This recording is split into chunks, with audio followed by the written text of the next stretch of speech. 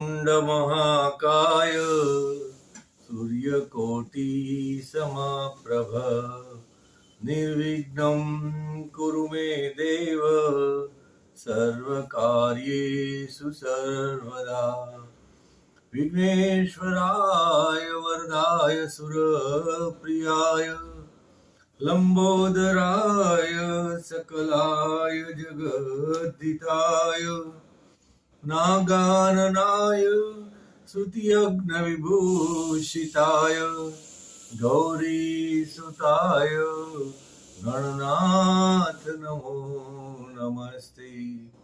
ओम गणपतये नमः। ओम शारदाय नमः। शांताकारं भुजगशयनं पद्मनाभं सुरेशं विश्वाधारं गगनसदृशं मेघवर्णं शुभांगं लक्ष्मीकान्तं कमलनयनं योगिभिर्धान्यगम्यं वन्दे विष्णु भवभयहरणं सर्वलोकैकनाथं। त्वमेव माता च पिता त्वमेव बन्धुश्च सखा त्वमेव विद्या द्रविणं त्वमेव सर्वं मम देव। मुखं करोति वाचालं पङ्गुं लङ्घयते गिरिं यत्कृपातमः वन्दे परमानन्दं माधवम्।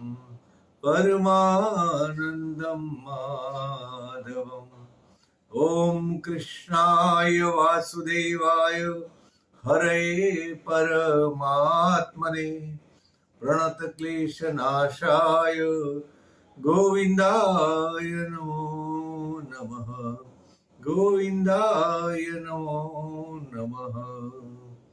ॐ भूर्भुवः स्वः तत्सवितुर्वरेण्यं भर्गो देवस्य धीमहि धियो यो नः प्रचोदयात्। ॐ मृत्युञ्जय महादेव त्राहि मां शरणागत जन्म मृत्यु जरा व्याधि पीडित कर्म बंधने। ओम त्र्यंबकं यजामहे सुगंधिं पुष्टिवर्धनम् उर्वारुकमिव बन्धनान् मृत्योर्मुक्षीयमामृतात्। ओम नमः शिवाय। ओम नमः शिवाय। मनोजवं मारुततुल्यवेगं जितेन्द्रियं बुद्धिमतां वरिष्ठं वातात्मजं वानरयूथमुख्यं श्रीरामदूतं शरणं प्रपद्ये। श्रीरामदूतं शरणं प्रपद्ये। आइए हनुमंत बिराजिए कथा सुनो श्री राम की। श्री रामचंद्र भगवान की जय। श्री कृष्ण चंद्र भगवान की जय। एकलिंग जी महादेव ने जय। श्री आदि कवि महर्षि वाल्मीकि रचित રામાયણ નું અયોધ્યાકાંડ નું પ્રકરણ 29 દશરથનો દેહ ત્યાગ। મહારાણી કૌશલ્યા સાથે વાત કરતા કરતા મહારાજનું હૈયું ભરાઈ આવ્યું। પાણીનો શોષ તેમનાથી સહન થતો ન હતો, વધતો જ જતો હતો। તેઓ પોતાના સુકાતા કંઠ ઉપર હાથ ફેરવી રહ્યા હતા। પોતાના પતિની મરણાસન્ન દશા કૌશલ્યાથી સહન થતી ન હતી। તેઓ દોડતા પાણી લઈ આવી પહોંચ્યા। જટ દઈને મહારાજનું મસ્તક પોતાના ખોળામાં લઈને પાણી પાયું। ત્યાં તો પાણીનો કોગળો બહાર નીકળી ગયો। તેઓ તૃષાતુર સ્થિતિમાં માત્ર હે રામ, હે લક્ષ્મણ, હે સીતા એટલું બોલ્યા। ત્યાં તો તેમનું મસ્તક કૌશલ્યાના ખોળામાં જ ઢળી પડ્યું. કૌશલ્યાએ તત્ક્ષણ કારમી ચીસ પાડી સુમંત્રને વૈદ્ય બોલાવવાનો સંકેત કર્યો. સુમંત્ર દોડતો જઈને વૈદ્યને બોલાવી લાવ્યો. વૈદ્ય આવીને જોયું તો હવે કોઈ ઉપાય ન હતો. દશરથનો પ્રાણ મહાપ્રાણમાં બળી ગયો હતો. રાજાના નિશ્ચેટ દે આગળ બધી રાણીઓ સ્વજનો પરિજનો કલ્પાંત કરી રહ્યા હતા. સેવક સેવિકાઓ બંને હથેળીઓમાં મોઢું ટાંકીને છૂટે મોએ રડવા લાગ્યા. અંતઃપુરમાં આખી રાત રોકકળમાં વીતી ગઈ. સવારે જોત જોતામાં આખા અયોધ્યાનગરમાં મહારાજ દશરથના દેહત્યાગના સમાચાર ફેલાઈ ગયા. ઘેર ઘેર શોક છવાઈ ગયો. પ્રત્યેક પ્રજાજનોના મોં ઉપર વિષાદની ઘેરી લાગણી ફરી વળી. સૂર્યોદય થતાં જ મંત્રીઓ, અમાત્યો અને માર્કંડ, વામદેવ, કશ્યપ, કાત્યાયન, ગૌતમ, જાબાલી આદિ બ્રાહ્મણો સભાગૃહમાં એકઠા થઈ ગયા. થોડી વારમાં ગુરુ વશિષ્ઠ પણ આવી પહોંચ્યા. મૃતદેહને વળગી મહારાણી કૌશલ્યા હૈયા ફાટ રુદન કરતા હતા. હવે મારે જીવીને શું કરવું? મારા પ્રાણનાથ, હું પણ તમારી સાથે સહગમન કરીશ. તમે જ મારી આશા અને આનંદ હતા. તમે મારા ભવો ભવના સ્વામી છો. મને ત્યજીને કેમ ચાલી ગયા? અરે રે, તમને મારી જરા પણ દયા ન આવી. તેઓ કુલગુરુ વશિષ્ઠને કહેવા લાગ્યા, બોલો ગુરુદેવ, હવે હું શું કરું? વશિષ્ઠે ત્યાં પેલા નારી વર્ગને સંકેત કરી કૌશલ્યાજીને ત્યાંથી દૂર લઈ જવા કહ્યું. મહારાણીને બધા સમજાવી ઉચકીને તેમના આવાસમાં લઈ ગયા. બધા સ્ત્રી વર્ગને પણ ત્યાંથી ખસી જવા જણાવ્યું. તે પછી વશિષ્ઠે વૈદ્યોને બોલાવી મહારાજના પાર્થિવ દેહને થોડો સમય સાચવવા ઉપાય કરવા નિર્દેશ કર્યો. વૈદ્યોએ એક મોટી કુંડીમાં ઔષધિયુક્ત તેલ ભરી મહારાજનો દેહ તેમાં ડુબાડી રાખ્યો. કશ્યપ, કાત્યાયન, ગૌતમ, જાબાલી, માર્કેન્ડ, મહર્ષિ વશિષ્ઠ, સિદ્ધાર્થ, વામદેવ અને અન્ય રાજ્યકર્તાઓ એકઠા થઈ વિચારવા લાગ્યા. અયોધ્યાનું રાજ સિંહાસન સૂનું પડ્યું. હવે શું કરવું? રાજા વિનાનું રાજ સૂનું પડી રહે તો અનેક અનર્થો ઉત્પન્ન થાય. અન્યાયનું ઉન્માદનો ઉદ્ભવ થાય. બળવાન નિર્બળને ત્રાસ આપી મત્સ્ય ગલાગલ જેવું થવા માંડે. દયા સુકાઈ જાય. નિશાચર અને ચોરોનો ઉપદ્રવ વધે. નાના મોટા શત્રુઓ પણ રાજ્ય પર આક્રમણ કરવાનું સાહસ કરે.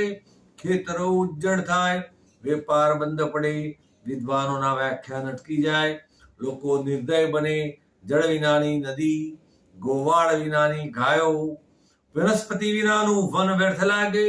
તેમ રાજા વિનાનું રાજ્ય પણ વ્યર્થ ગણાય. રાજદંડ ઝાંખો પડે તો અપરાધીઓ સતેજ બની જાય અને અપરાધ વધે. માટે હવે ભરત અને રાજ્ય તિલક કરી તેને સિંહાસન પર બેસાડવાનો સત્વરે પ્રયત્ન કરવો જોઈએ. આવો વિચાર કરી ભરત તથા શત્રુઘ્ન બંને ભાઈઓને તેમના મોસાળ રાજગૃહથી બોલાવવાનો નિર્ણય કર્યો. મહારાજ અશ્વપતિ કે રાજકુમારોને કોઈ પણ અનિષ્ટની ગંધ ના આવે તેવી સૂચના પણ અશ્વપતિને આપી. તેવી સૂચના દૂતોને આપી. મંત્રી સિદ્ધાર્થને મૂલ્યવાન રત્ન તથા વસ્ત્રો ભેટ આપવા માટે આપ્યા અને તેને સ્વસ્થપણે સતર્ક કરી રાજકુમારોને ધડી લાવવા કહ્યું. દ્રુત ગતિ વાળા અશ્વ જોડેલા રથો લઈને મંત્રી સિદ્ધાર્થ અને દૂતો સાથે કઈ મોકલી દીધો. અમાર્ત સિદ્ધાર્થ તથા દૂતો રથોને તીવ્ર ગતિથી હંકારતા 7મા દિવસે કઈ દેશની રાજધાની રાજગૃહમાં પહોંચ્યા. રાજમહાલય આગળ જઈ રથ ઉભો રાખ્યો. રથમાંથી ઉતરી સિદ્ધાર્થે મહાલયમાં પ્રવેશ કર્યો. રાજા અશ્વપતિ અને તેનો પુત્ર યુધાજીત તથા મંત્રીગણ પરસ્પર રાજકાજ સંબંધી વાતો કરતા હતા. સિદ્ધાર્થ રાજસભામાં જઈને કઈ નરેશ અશ્વપતિને બે હાથ જોડી વંદન કરી ઉભો રહ્યો. યુવરાજ યુધિરાજીતે પૂછ્યું, તમે કોણ છો ને કેમ આવું થયું? મહારાજ, હું અયોધ્યાથી આવું છું. સિદ્ધાર્થે સાથે લાવેલા રેશમી વસ્ત્રો અને મૂલ્યવાન રત્નો ભેટ આપ્યા. મહારાજ અશ્વપતિ અયોધ્યાથી આવેલા સંપ્રદાનનો સ્વીકાર કર્યો. તે પછી પૂછ્યું, મંત્રી, અયોધ્યાપતિનો જે સંદેશ હોય તે કહો. બધા સુખ શાંતિમાં તો છે ને? સિદ્ધાર્થે કહ્યું, મહારાજ, બધા ક્ષેમ કુશળ છે, પરંતુ અયોધ્યાના રાજકુમારો ભરત તથા શત્રુઘ્નનું અગત્યનું કામ હોવાથી હું તેમને તેડવા માટે આવ્યો છું. આટલું કહી અમાત્ય સિદ્ધાર્થે રાત્રે વિશ્રામ કર્યો અને પ્રભાત થઈ મહારાજ સમક્ષ ઉપસ્થિત થયો. વાતચીત ચાલતી હતી એટલામાં બંને ભાઈઓ ત્યાં આવી પહોંચ્યા. તેમને જોઈ મામા યુધાજીતે કહ્યું, ભરત શત્રુઘ્ન તમે તેડવા માટે અયોધ્યાથી મંત્રી આવ્યા છે, તો તમે તેમની સાથે પ્રસ્થાન કરો. આમ કહ્યું યુધાજીતે 700 વાઘ જેવા બળવાન કૂતરા, 1600 ઘોડા, હાથી, ખચ્ચરો ને 2 સહસ્ત્ર સુવર્ણ મુદ્રા ભેટ આપી. ભરતે નમ્ર ભાવે કહ્યું, મામા આટલી બધી સામગ્રી લઈને હું શું કરીશ? તેમ છતાં મામાએ સમગ્ર સામગ્રી આગ્રહ સાથે ભરત જોડે મોકલાવી. ભરત શત્રુઘ્ન મામાની વાત સાંભળી અયોધ્યા જેવા નવા વસ્ત્રો પહેરી આવ્યા અને માતામહ અશ્વપતિ તથા મામા યુધાજીતની આજ્ઞા લઈ મંત્રી સાથે રત્નબીજસિંહ રાજગૃહમાંથી વિદાય થયા. ભરતે સિદ્ધાર્થને અયોધ્યાથી તેડવા આવવાનું કારણ જણાવવા ઘણી પૂછા કરી, પણ સાચો ઉત્તર મેળવવામાં તે નિષ્ફળ રહ્યો. આખી રાત ભરતને ભીષણ સપના સતાવી રહ્યા હતા. એવું સ્વગત્યનું કામ હશે કે આપણને સત્વરે અયોધ્યા તેડાવ્યા હશે.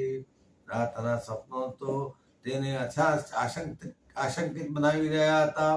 તો પિતાશ્રીનું આરોગ્ય સારું નહીં હોય, માતોશ્રી તો કુશળ હશે ને, મોટા ભાઈ રામ હોય પછી અમારી શી આવશ્યકતા હશે? વિવિધ તર્કો કરવામાં ભરત ડૂબેલો હતો. રથ પુરપાટ અયોધ્યાની દિશાએ દોડી રહ્યો હતો. અનેક પ્રકારની મનોહર વનકુંજો, મૃગલાના નૃત્ય, મોરના ઘેકાર, કોયલના ટહુકાર, બુલબુલના ચહચહાટ સ્થળે સ્થળે થતા હતા. પરંતુ ભરત અને શત્રુઘ્નનું મન ક્યાંય ચોંટતું ન હતું. આ ઉદાસ વનયાત્રા કરતા કરતા તેઓ 7મા દિવસે અયોધ્યા આવી પહોંચ્યા. અયોધ્યા નગર આવતા જ ભરતનું મન શંકા કુશંકામાં ઝોલા ખાવા લાગ્યું. જેમ જેમ રથ નગરમાં પ્રવેશ કરતો ગયો તેમ તેમ ભરતને વિપરીત આભાસ થવા લાગ્યો. નગરની શેરીઓમાં સુનકાર વર્તાતો હતો. ક્યાંય પ્રજાજનો માં આનંદની કિલકારીઓ, નારી આનંદગાનો સંભળાતા ન હતા. હરતા ફરતા નગરજનો આંખો લૂછતા આવતા જતા જોઈ તેના શરીરે તીર ભોંકાતા હોય તેવી વેદના થવા લાગી. એક પણ મહાલયે નવ પલ્લવોના પુષ્પગંધિત તોરણો બંધાયેલા ન હતા.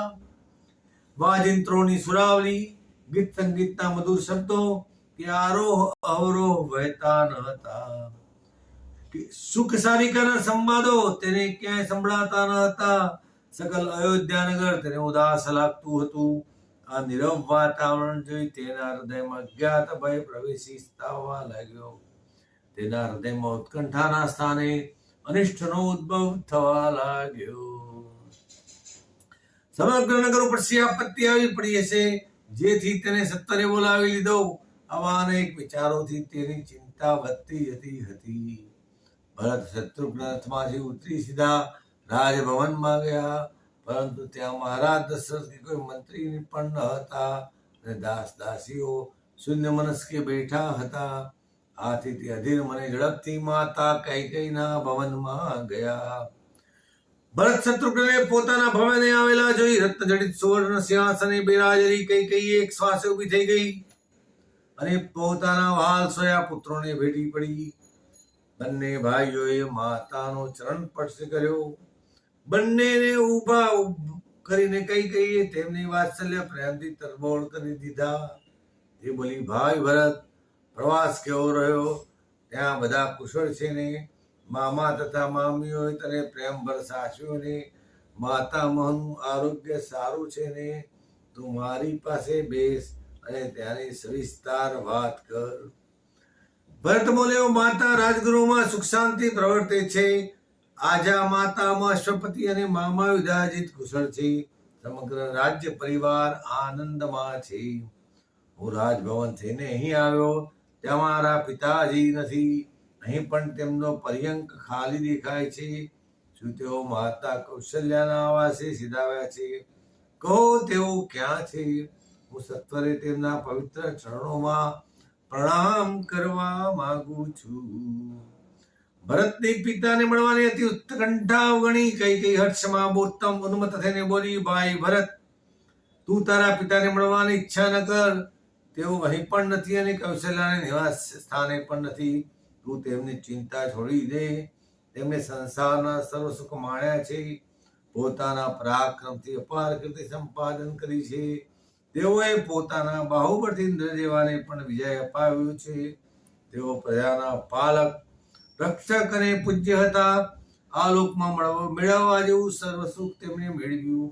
દાન, ધર્મ, યજ્ઞ કરી પ્રભુનું બાથું પણ તેમને સુખેથી બાંધ્યું.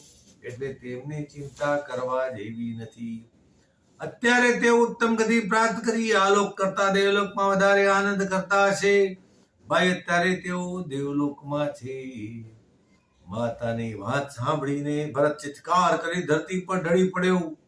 પરંતુ કૈકેયી તેને ઉઠાડે તે પહેલા તે પોતાના બલિષ્ઠ બાહુના ટેકે ઊભો થઈ ગયો. તે પોતાના પિતાના ખાલી પડેલા પર્યંકને કીટસે જોઈ રહ્યો. ક્ષણ માત્રમાં તેની આંખોમાંથી આંસુનો પ્રવાહ વહેવા લાગ્યો. તે અનાથ બાળકની જેમ હૈયાફાટ રુદન કરવા લાગ્યો. ઘડીકમાં જાણે તે ભાગી પડ્યો હોય તેમ ભોંય પર બેસી ગયો અને રુદન કરતા કરતા આળોટવા લાગ્યો. આ અણધાર્યો દુઃખભાર ઉઠાવવો ભરત જેવા કોમળ ભક્તિવાન પુત્ર માટે કઠિન થઈ પડ્યો. કૈકેયી ઉપર ભરતના કરુણ આક્રંદનો કશો જ પ્રભાવ પડ્યો નહીં. તેને ભરતને દુઃખ થાય તે સ્વાભાવિક જ લાગતું હતું. પરંતુ તેનું હૃદય તો હર્ષથી ભરેલું હતું. તે નિડરપણે ઉમંગભેર બોલી, બેટા ભરત, શાંત થા. ઉત્તમ અને ધર્મશીલ પ્રાણીઓને જે ગતિ પ્રાપ્ત થાય તે ગતિ તારા પિતાએ પ્રાપ્ત કરી છે. કૈકેયીના આશ્વાસનના વાક્યો સાંભળતા જ ભરત ભય ઢળી અને વિલાપ કરતા બોલ્યો, અરે પિતાજી, તમે મને દર્શનનો પણ અધિકારી ન ગણ્યો. કોઈએ મને બોલાવ્યો પણ નહીં. અયોધ્યામાં પ્રવેશ કરતા જ મને જે બધી અમંગલ દાણીઓ જણાતી હતી તે સાચી પડી. તે હતાશ બનીને પૂછવા લાગ્યો, માતા, મારા પિતા કયા વ્યાધિથી મૃત્યુ પામ્યા? મરતા પહેલા તેમણે અમને બંને ભાઈઓને સંભાળ્યા હતા કે નહીં? હું અભાગી મોસાળમાં આનંદ કરતો હતો. તેઓ અહીં મારા આવવા સુધી પણ ન રોકાયા.